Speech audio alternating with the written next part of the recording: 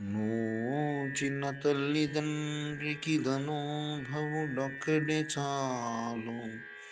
మీటి చేజాచని వాడు వేరొకడు జాచిన లేదనకిచ్చువాడు.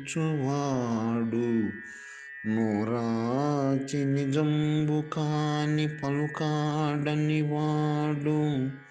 రణంబులోన మేందాచని వాడు. భద్రగిరి దాశరథి కరుణాపయోనిధి. పూర్వజన్మ పుణ్యం కారణంగా చేయి చాచి ఇతరులను ధనం కోరని కొడుకు ఒక్కడు కలిగితే చాలు.